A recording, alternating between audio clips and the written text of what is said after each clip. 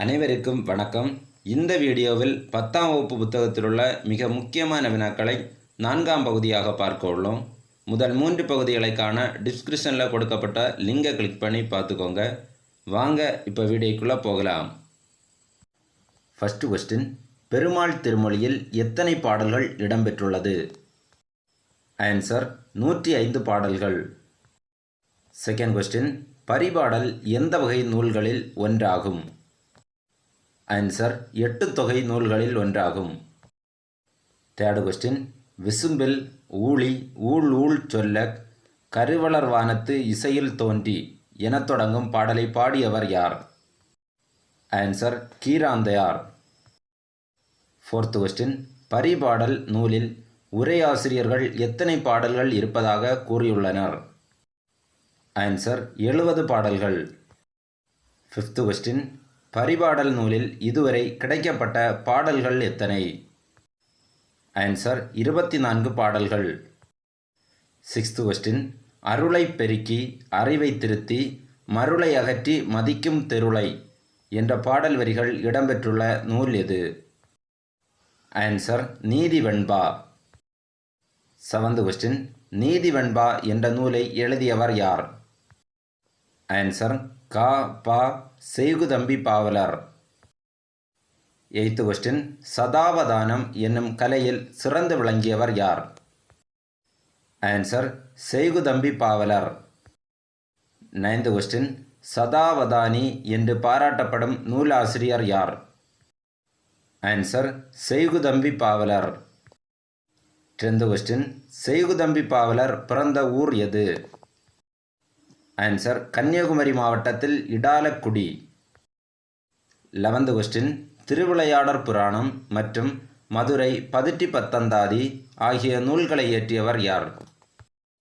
Answer Paranjothi முனிவர். 12th question, வேதாரண்ய புராணம், திருவிளையாடல் போற்றி கலிவெண்பா ஆகிய நூல்களை இயற்றியவர் யார்?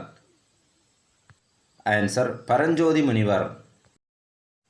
13th கொஸ்டின், திருவிளையாடற் புராணத்தில் காணப்படும் காண்டங்கள் மற்றும் படலங்கள் எத்தனை?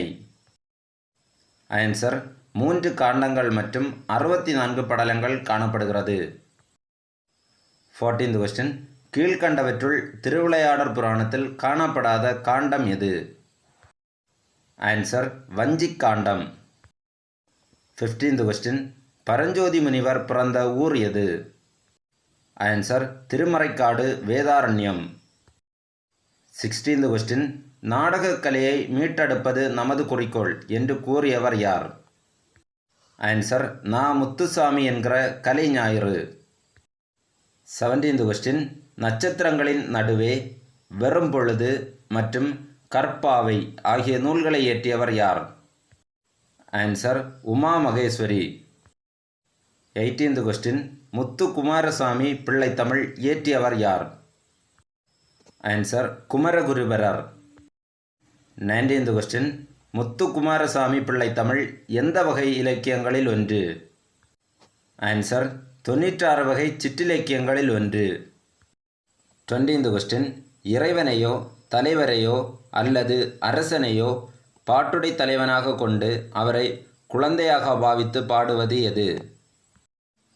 ஆன்சர் பிள்ளைத்தமிழ். 21th கொஸ்டின், கந்தர் கலிவெண்பா, மீனாட்சி அம்மை பிள்ளை தமிழ், கலம்பகம் ஆகிய நூல்களை எழுதியவர் யார்?